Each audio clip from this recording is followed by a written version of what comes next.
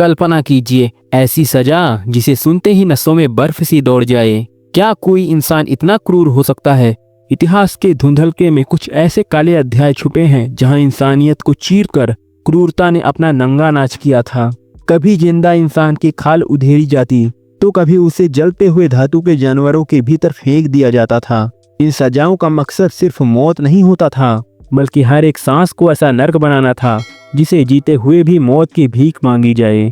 आज प्रिंस की बात में हम आपको ले चलेंगे इतिहास की उन 5 सबसे भयावह, सबसे खौफनाक सजाओं की ओर। इन्हें जानकर आपकी आत्मा भी कांप उठेगी। लेकिन इस सफर की शुरुआत करने से पहले अगर आपने हमारे चैनल को सब्सक्राइब नहीं किया है तो अभी कर लें। यह आपके लिए बिल्कुल मुफ्त है, मगर हमारे लिए अनमोल समर्थन। नंबर 1, फ्लेंग। इतिहास की सबसे रूह कपा देने वाली सजाओं में से एक थी फ्लेंग, यानी जिंदा खाल उधेड़ना। इस विभत्स सजा में पीड़ित को जिंदा पकड़ा जाता था, बांध दिया जाता था ताकि वो हिल तक न सके। फिर शुरू होती थी यातना की असली दास्तां। तेज धार वाले चाकू से उसकी त्वचा को बेहद धीमी गति से टुकड़ा टुकड़ा कर शरीर से अलग किया जाता था। यह पूरी प्रक्रिया इतनी धीमी और दर्दनाक होती थी कि पीड़ित कई बार होश में रहते हुए अपने शरीर से खाल को उतरते देखता था। हर चीख, हर कराह जैसे जल्लाद के लिए संगीत हो।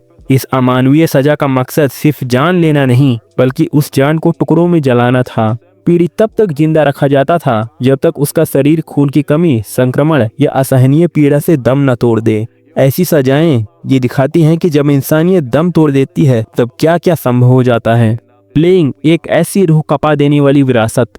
इस खाल उधेड़ने वाली सजा की जड़ें इतिहास के सबसे निर्मम साम्राज्य असीरियन सभ्यता में मिलती हैं। कहते हैं जब कोई राजा का विरोध करता था या चर्च के सामने सच्चाई बोलने की हिम्मत करता था तो उसे दरिंदगी के इस यंत्रणा कक्ष में लाया जाता था। यह सजा कोई आम मौत नहीं थी, यह हर सांस को जलते हुए महसूस कराने वाला एक ऐसा नर्क था जिसे इंसान नहीं रचा था। सोचो, इंसान इंसानियत के प्रति ही कितने क्रिएटिव हैं अगर बात सजा देने की और दर्द पहुंचाने की हो।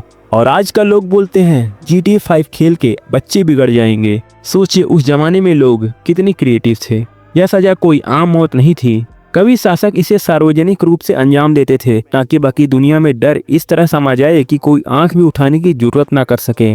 आज दुनिया इसे अमानवीय और कानून विरोधी घोषित कर दिया है, लेकिन फ्लेइंग आज भी इतिहास के वो जख्म हैं जो हमें याद दिलाते हैं कि जब न्याय मर जाता है तो क्रूरता न्याय का मुखौटा पहन लेती है।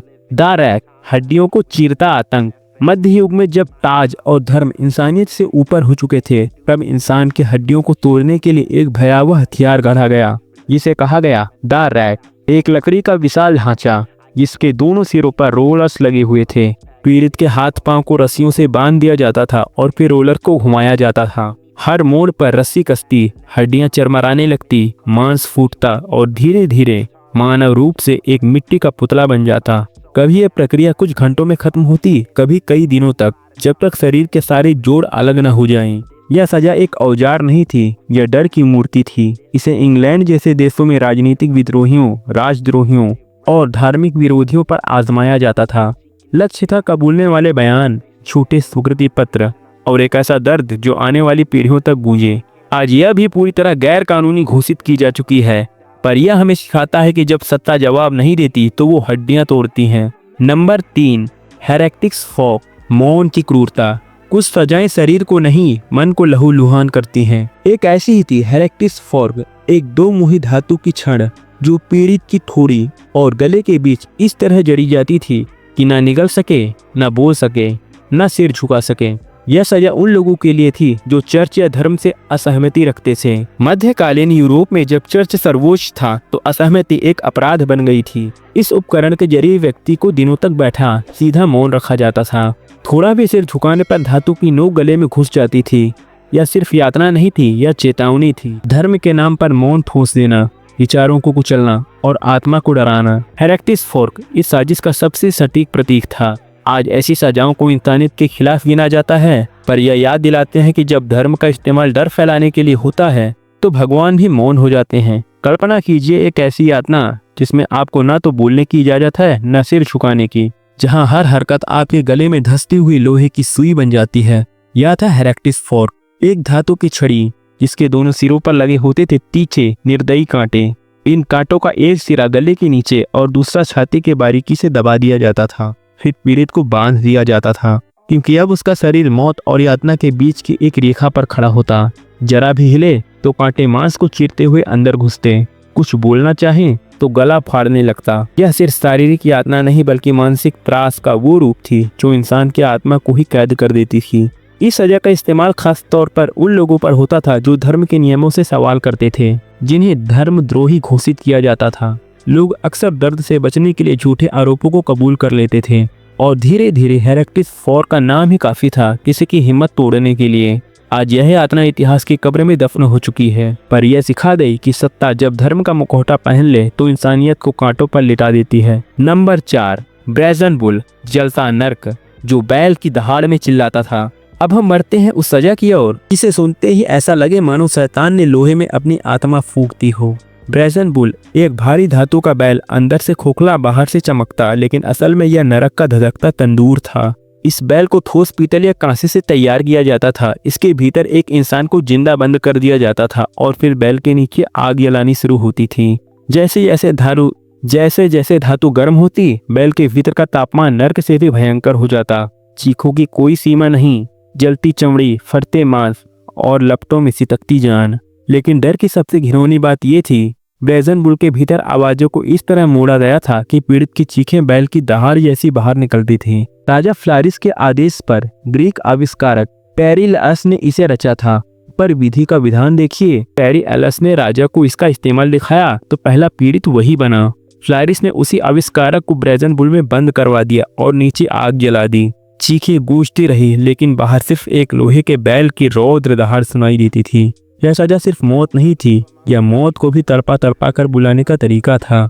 नंबर 5, बॉइलिंग एलाइव, जब शरीर उबलता था और आत्मा चीख उठती थी। दोस्तों, अब हम उस सजा की ओर बढ़ते हैं जहां ना चाकू था ना रस्सी, बल्कि मौत आती थी उबलते हुए नर्क के रूप में।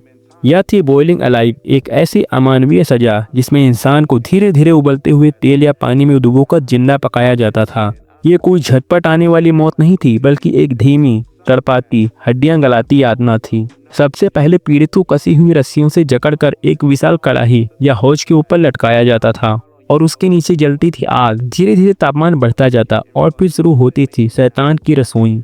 एक एक बूंद उबलते तरल की जब शरीर से टकराती तो त्वचा जलती, मांस फूलता और चीखें आसमान चीरती। हर सेकंड, हर हलचल दर्द के बुलबुले बनकर उसकी आत्मा को निगलने लगती थी।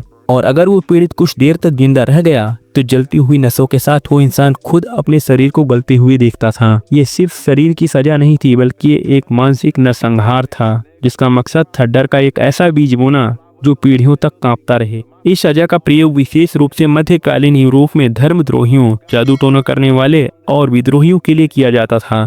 इंक्विजिशन के दौर में इसे एक धार्मिक पवित्रता की रक्षा का उपाय बताया गया, लेकिन हकीकत यह थी पवित्रता के नाम पर पाप की पराकाष्ठा।